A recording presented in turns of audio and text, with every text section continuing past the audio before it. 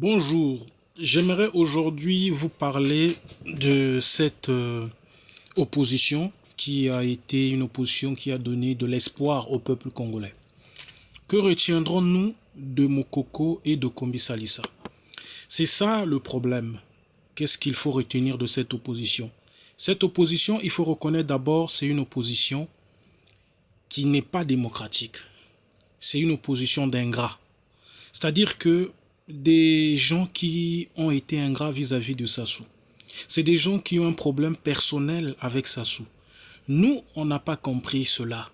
Nous, le peuple, on a pensé que c'était un problème politique. On a pensé que c'était des opposants qui venaient pour nous résoudre politiquement nos maux. Et les gens ont suivi ces gens-là. Donc, il n'y a que eux deux, Moukoko et Okombi, qui savent comment ils doivent faire pour sortir là où ils sont. Car Moukoko et Okombi Salissa, ils savent ce qu'ils ont fait. Et ce qu'ils doivent faire, ils le savent aussi. Parce que vous savez que pour sortir le pays dans l'état où il est, nous devons éviter de confondre la politique et la haine, la politique et la violence. Peut-être pour beaucoup de choses, pour beaucoup de personnes, c'est peu de choses, mais pour le progrès et l'unité du Congo, c'est beaucoup de choses. Sassou se dit que si celui-là, je le fais sortir, il risque de récidiver. Donc du coup, pour lui, ces gens sont comme Nsuru.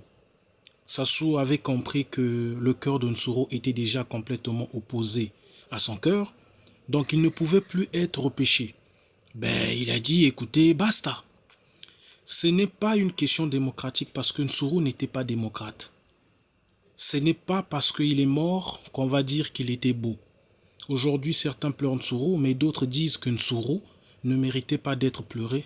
C'est aussi ça la vie. Les Moukoko ou les Okombi Salissa, ce n'est pas des démocrates. On les connaît puisqu'ils furent complices de Sassou. Ce n'est pas des gens nouveaux. Quelque part, ils payent leur karma. Ils sont en train de payer la facture de l'ingratitude à l'écart de leur chef. Si Okombi Salissa a l'argent qu'il a aujourd'hui, c'est à cause de Sassou. Lui, il a travaillé où? Tout l'argent qu'il a eu, il a eu ça où? Il vendait de l'eau ou des yaourts? Je ne crois pas. Il a eu ça chez Sassou.